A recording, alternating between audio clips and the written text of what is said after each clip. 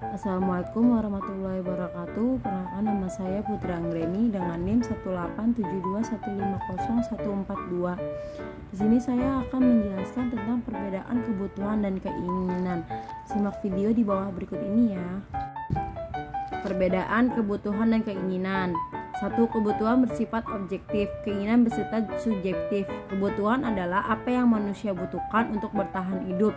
Secara garis besar, kebutuhan hidup manusia terdiri dari sandang atau pakaian, pangan atau makanan, papan atau rumah. Ketiganya merupakan fondasi hidup yang wajib terpenuhi, makanya bersifat objektif. Sementara itu, keinginan berkaitan dengan bagaimana seseorang memilih dalam hidupnya.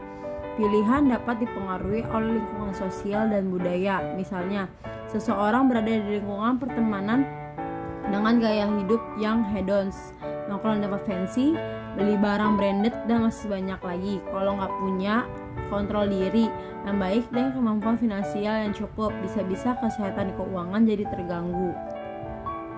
Yang kedua, keinginan datang dari kebutuhan. Menurut Encyclopedia Britannica, kesadaran akan kebutuhan menghadirkan motivasi bagi seseorang untuk mencari informasi tentang pilihan apa saja untuk memenuhinya. Misalnya, kebutuhan seseorang untuk makan mendorongnya untuk mencari apa saja makanan yang tersedia, mulai dari tempat makan, apa makanannya, hingga harganya. Yang ketiga, kebutuhan mengutamakan fungsi, keinginan mengutamakan kepuasan perbedaan. Kebutuhan dan keinginan yang mendasar lainnya terletak pada efisiensi di balik tindakannya. Semua kebutuhan pada dasarnya dapat terpenuhi oleh barang dengan fungsi sesuai. Sebagai contoh, manusia menggunakan pakaian apapun untuk menutupi tubuhnya. Dalam memenuhannya, setiap orang punya selera dan kepuasannya masing-masing. Dalam rangka memenuhi kebutuhan, manusia melakukan beraneka ragam kebutuhan. 1. Tindakan ekonomi. Tindakan ekonomi adalah kegiatan atau aktivitas yang dilakukan guna memenuhi kebutuhan hidupnya hingga mencapai kesejahteraan. Contohnya bekerja, berwirausaha, dan lainnya. Yang kedua, motif ekonomi. Motif ekonomi adalah keinginan atau tujuan yang mendorong manusia untuk melakukan tindakan ekonominya. Seperti yang sudah disinggung di halaman sebelumnya, seperti manusia memiliki keinginan yang nantinya akan mendorong manusia untuk melakukan motif ekonomi. Yang ketiga, prinsip ekonomi. Salah satu cara untuk memastikan tindakan ekonomi berjalan dengan lancar adalah dengan mengikuti dasar-dasar pemikiran atau prinsip-prinsip ekonomi. Prinsip ekonomi adalah salah satu bentuk usaha yang dapat kita lakukan untuk mendapatkan hasil tertentu, misalkan dengan melakukan pengorbanan sekecil apapun. Yang keempat, kegiatan ekonomi. Kegiatan ekonomi terdiri dari produksi, distribusi, dan konsumsi. Produksi adalah kegiatan yang menghasilkan barang dan jasa atau kegiatan menambah kegunaan barang atau jasa. Distribusi adalah menyalurkan barang atau jasa tanpa perantara atau dilakukan secara langsung dari produsen kepada konsumen. Misalnya, pedagang nasi goreng yang menjual makanan kepada pembelinya. Konsumsi adalah kegiatan menggunakan atau menghabiskan setiap barang secara langsung atau bertahap.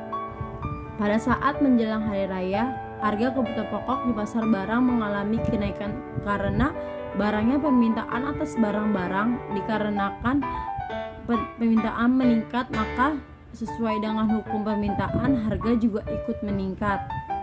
Yang akan terjadi apabila manusia tidak dapat memenuhi kebutuhannya. 1. Kemiskinan. 2. Kelaparan. Ketiga, akan terjadi kekacauan di berbagai bidang, ekonomi, politik, pendidikan, dan lain-lain, dan berbagai aspek kehidupan. Yang keempat, populasi manusia akan berkurang. Yang kelima, natalitas menurun. Yang keenam, mortalitas naik. Yang ketujuh, dan lain-lain. Hubungan kelangkaan dengan hukum penawaran dan permintaan. Kelangkaan adalah di mana pasokan suatu produk dan permintaan yang tinggi akan menyebabkan ketidaksesuaian dalam keseimbangan penawaran dan permintaan. Menurut prinsip kelangkaan ini, barang-barang langka sering memiliki nilai yang lebih tinggi, dan ini mengakibatkan ketidaksesuaian antara permintaan dan penawaran suatu barang. Untuk memahami jawaban dari pernyataan, jelaskan hubungan antara kelangkaan dengan permintaan dan penawaran. Simak contoh berikut. Misalnya, selama pandemi COVID-19, pemerintah memberlakukan penyekatan di berbagai daerah yang membuat distributor kesulitan dan menawarkan atau memasuk barang ke daerah lain, sementara permintaan pembeli akan barang tersebut tetap banyak.